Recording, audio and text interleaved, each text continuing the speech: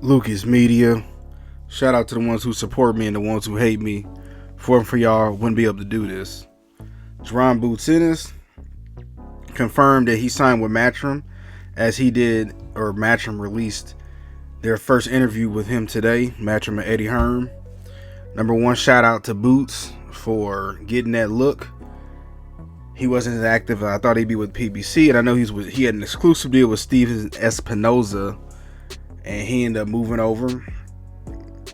He actually said that they've been under negotiations for the last several months, and he signed more of a Devin Haney deal, from at least what I'm understanding, which is he has his own promotional company, and he'll be partnering up with Eddie Hearn,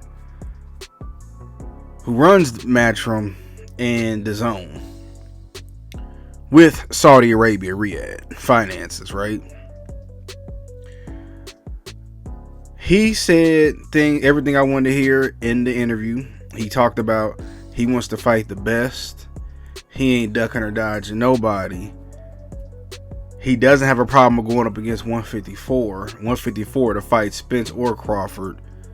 And he also was open to fighting Conor Benn.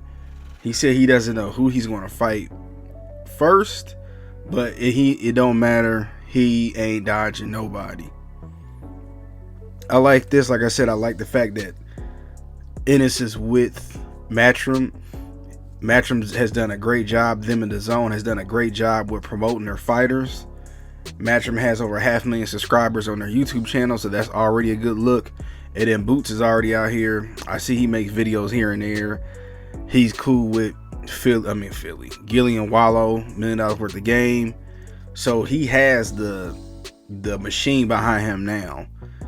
And now we get to find out whether Boots is the goods. Now, the thing that I noticed is Boots at 147. He's with Matchroom. Devin partners up with Matchroom. They can fight at 147 at some point. And now that Boots isn't afraid to move up to 154, he can fight several people. Tim Tszyu, Charlo, Spence, Crawford. Even though Spence and Crawford are on a different trajectory. However, if Boots keeps winning and keeps dominating, he moves up to 154 and starts calling people out, and he wins a couple of belts. Now we got to have another conversation.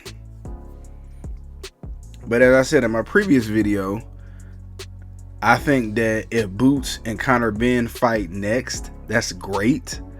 I would like to see that. And like I said, they can fight in America. They can fight in Philly. Wherever they fight at, Eddie and them does a great job at promoting. They will be able to put fans in the seats. So we might have another superstar in boxing in our eyes. I've known Boots for the last several years, but he hasn't been able to fight the fights he wants to fight. And I understand why he got to wait his turn, because Spence and Crawford were tied up trying to fight each other. And Boots is already an IBF champion at 147 pounds.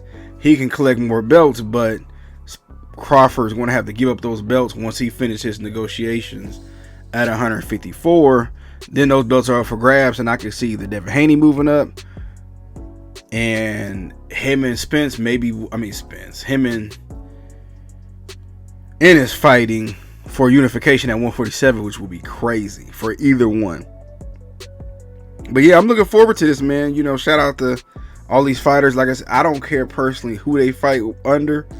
I just want to see these fighters active, get paid, and we got to keep this sport of boxing alive, because at this moment, it's on life support where all these politics, and then you don't see the fights you want to see, and you got other organizations like the UFC taking over. I just want to get my quick thoughts about it.